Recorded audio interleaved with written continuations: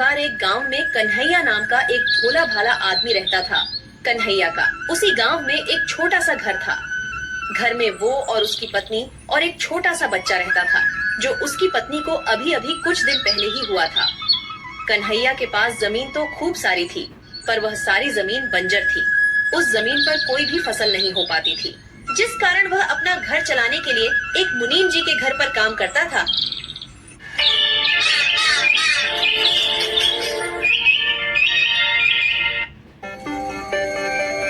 भाग्यवान, ओ भाग्यवान, आज मुझे मुनीम जी के पास बहुत सारा काम है। आज मुनीम जी का अनाज बाहर शहर बिकने को जाएगा, तो मैं आज खाना खाने नहीं आ पाऊंगा। तो तुम आज मेरा खाना किसी के भी हाथ मुनीम जी के घर तक पहुंचा देना। फिर कन्हैया मुनीम जी के घर पर काम के लिए निकल जाता है।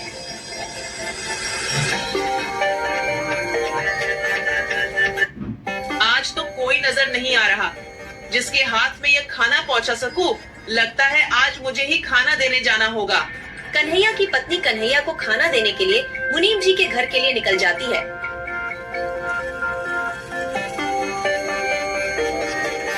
मगर रास्ते में उसे एक सांप काट लेता है। अरे ये किसने काट लिया? मुझे कांटा तो छुआ नहीं है। कितना दर्द हो रहा है। सांप काटते ही वह जमीन पर गिर जाती है और वहाँ पर खूब सारी भीड़ इकट्ठा हो जाती है।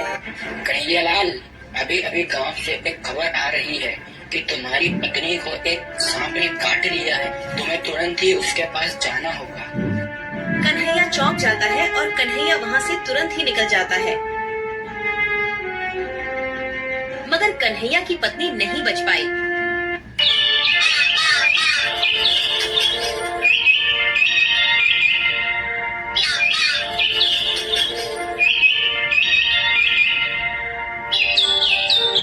सब खत्म हो गया।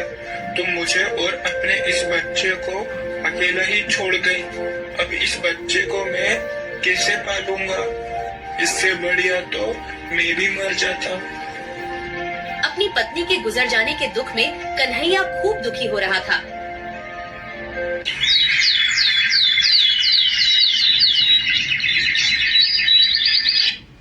कुछ सालों बाद कन्हैया के जीवन में खुशी का माहौल बनता है। राजेश बेटा अब तक खूब बड़ा हो चुका था और उसकी बिजली विभाग में सरकारी नौकरी लग चुकी थी। आज बेटा तुझे लड़की वाले देखने आ रहे हैं। आइए आइए, आपका स्वागत है मेरे छोटे से घर में।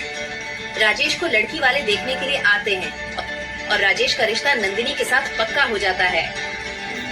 फिर कन्हैया अपने बेटे की शादी बड़े ही धूमधाम से करता है। फिर शादी के कुछ दिन बाद, नंदिनी, ये लो पैसे, जरा अलमारी में रख देना। अरे बाप रे, इतने सारे पैसे! बेटा राजेश, तू इतने सारे पैसे कहाँ से लाया? तेरी तो इतनी तनख्वाह भी नहीं है। अरे पिताजी, ये तनख्वाह नहीं है।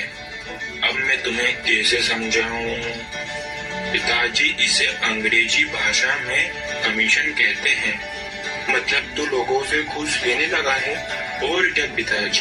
बेटा, तुझे तेरी माँ के गुजर जाने के बाद भी मैंने तुझे पढ़ाया लिखाया और इतनी बढ़िया नौकरी के काबिल बनाया, और आज तू उसी कुर्सी का फायदा उठाकर गरीब लोगों से घूस ले रहा है।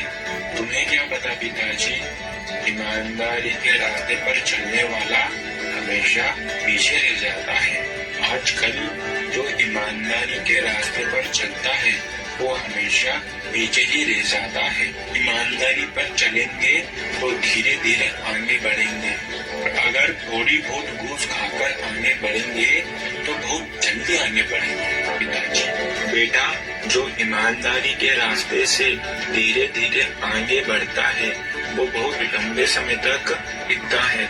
जो ये घूस खाकर आगे बढ़ता है वो बहुत ही जल्दी बर्बाद होता है। और आगे तेरी मर्जी। और कन्हैया इतना कहकर अपने घर से निकल जाता है। ठीक ही तो कह रहे हैं कि घूस लेना पाप है। पिताजी की बात तो मान लो। तुम भी चालू हो गई। पिताजी मुझे कम सुना के गए हैं क्या?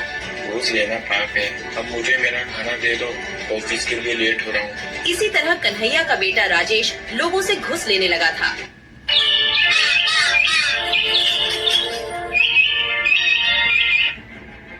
हर रोज ढेर सारे पैसे लाने लगा, पर कन्हैया को बिल्कुल भी पसंद नहीं था। अरे बेटा, ये मुझे नहीं है पसंद।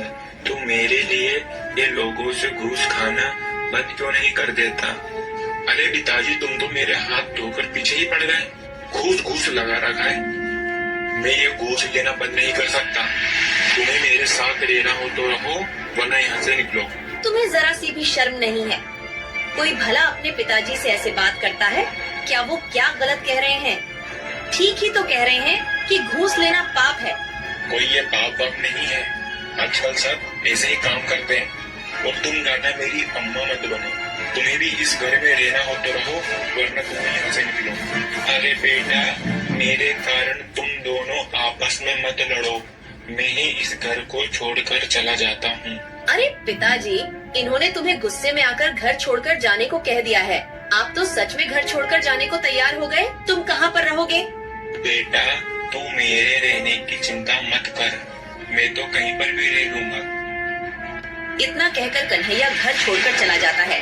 अरे तुम कैसे बेटे हो जो अपने पिता को घर छोड़कर जाने के लिए एक बार भी नहीं रोका?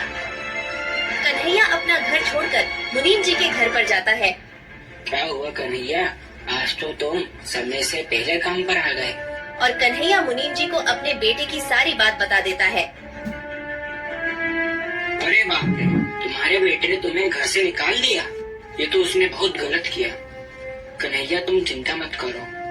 आज से तुम मेरे साथ मेरी ये हवेली में रहोगे। नहीं मुनीम जी, मैं तो मेरे खेत में ही रह लूंगा। कन्हैया, तुम वहाँ पर कैसे रह पाओगे? मुनीम जी, मैं वहाँ आराम से रह लूंगा। तुम्हारा मुंह उतरा उतरा क्यों लग रहा है? आज ऑफिस में कुछ हुआ क्या? हाँ, आज मैं लोगों से घूस लेता पकड़ा गया और अब मुझे अपनी नौकरी से भी निकाल दिया गया है। और मैंने जितना भी घूस का पैसा खाया है वो मुझे सरकार को वापस लौटाना होगा। मुझे बिल्कुल भी समझ नहीं आ रहा है अब मैं क्या करूँगा। कन्हैया अपने खेतों के बीच में एक झोपड़ी तैयार करता है और उसी झोपड़ी में रहने लग जाता है।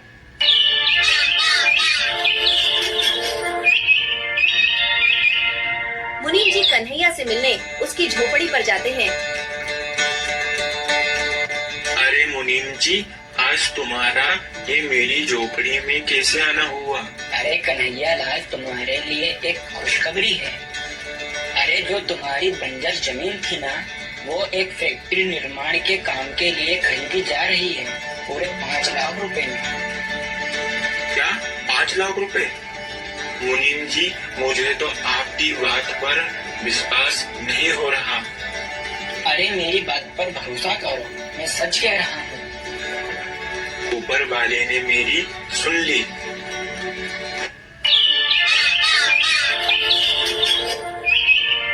कन्हैया अपने बंजर जमीन को बेचकर उसी गांव में जमीन के पैसे से एक बढ़िया सा घर बनवा लेता है। और उधर सरकार द्वारा पैसे लेने के बावजूद सरकार उनका घर भी जब्त कर लेती है, जिस कारण राजेश और नंदिनी को घर खाली करके जाना पड़ा।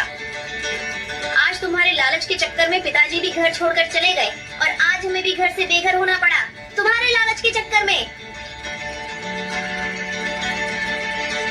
आओ राजेश बेटा, अब तो तुम्हारा पिता लखपति बन गया है। तुम यह खबर सुनकर आए हो, मैं जानता हूँ। तुम तुम्हारे पिता के पास केवल पैसों की लालच में ही आए हो। तुमने आज तक तुम्हारी माँ को देखा? ये कन्हैया ने तुम्हें तुम्हारी माँ के जाने के बाद खूब पढ़ा लिखाकर बड़ा करा और तुमने उसे ही घर से निकाल दिया और तुमने उसी पिता को घर से निकाल दिया। तुम्हें ये सब करते बिल्कुल भी शर्म नहीं आई? अरे मुनीम जी, अब छोड़िए, वो अभी बच्चा है, उससे एक छोटी सी गलती हो गई। पिताजी, मुझे माफ कर दो, मुझसे गलती हो गई और आपकी बात नहीं मानने के कारण आज मेरे हाथ से नौकरी भी चली गई। कोई बात नहीं बेटा, तुझे कहा था ना मैंने कि ईमानदारी के रास्ते पर चलेगा तो खूब आगे जाएगा। अब देख लिया ना बेईमानी के रास्ते का परिणाम।